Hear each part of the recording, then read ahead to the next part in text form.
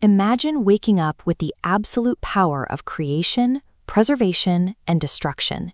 You can manifest anything in the universe with a single thought. What is the very first thing you do?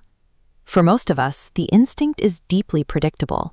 We would conjure stacks of cash, a vault of gold, or unlimited resources to solve every practical friction in our daily lives. But for a man named Kesari, his priority is purely personal. After years of isolation, his first use of divine power is to manifest a companion, driven by a mix of loneliness and the sudden ability to satisfy his own ego.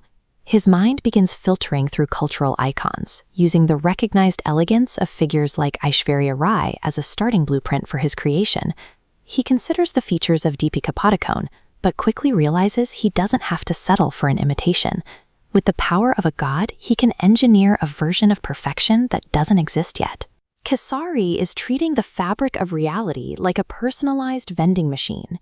By focusing entirely on physical traits and superficial beauty, he is bypassing the cosmic weight that usually accompanies the act of bringing life into the world. Through 3 hours of intense meditation, Kesari focuses his mind until a spark of energy ignites. Out of pure thought, a living, breathing woman begins to take shape in the void.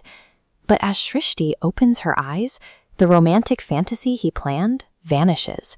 She immediately falls to her knees, touches his feet, and addresses him as Appa, father. This one word changes everything. Kesari realized he hasn't just summoned a partner to serve his needs. He has birthed a fully conscious being who looks at him with total, unfiltered devotion.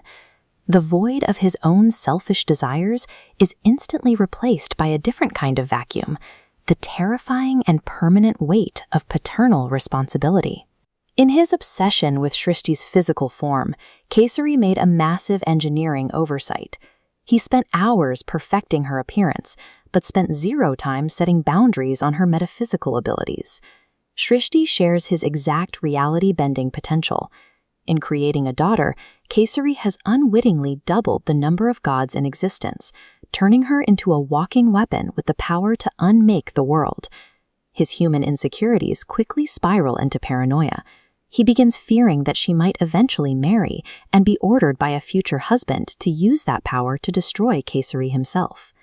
To manage this fear, he immediately imposes self-serving rules. She must call him by his name rather than father, and she must hide her powers from the world entirely. Absolute power hasn't brought Kesari peace. Instead, it has acted as a magnifying glass for his deepest paranoias, proving that an insecure creator is often the most dangerous one.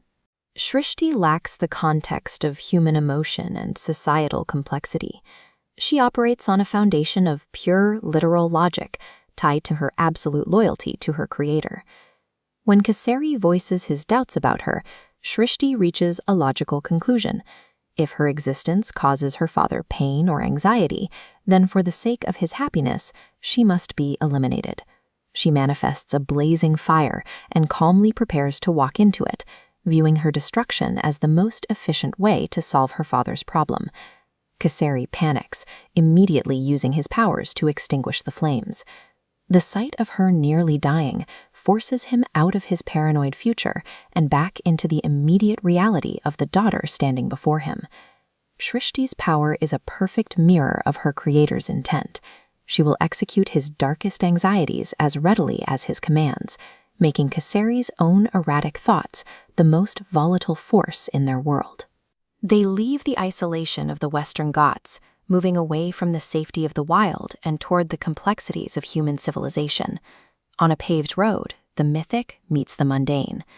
Srishti, who has absolutely no concept of human traffic, wanders directly into the path of a speeding car. In that split second, Kesari doesn't reach for his divinity. He doesn't freeze the car or turn it to dust.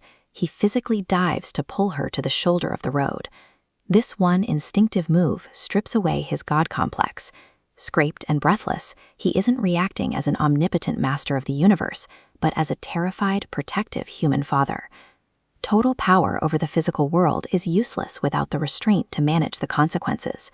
Every creation demands a level of stewardship that Kesari is only beginning to understand.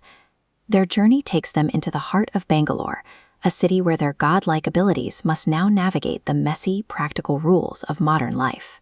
Hoping to make a grand entrance, Kesari commands Srishti to manifest a luxury car to drive into the city in style. A pristine white Audi appears on the roadside, exactly as he envisioned.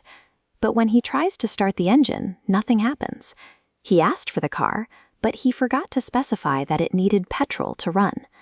No matter how much power a creator has, their work will always be limited by the small, hilariously human gaps in their own imagination.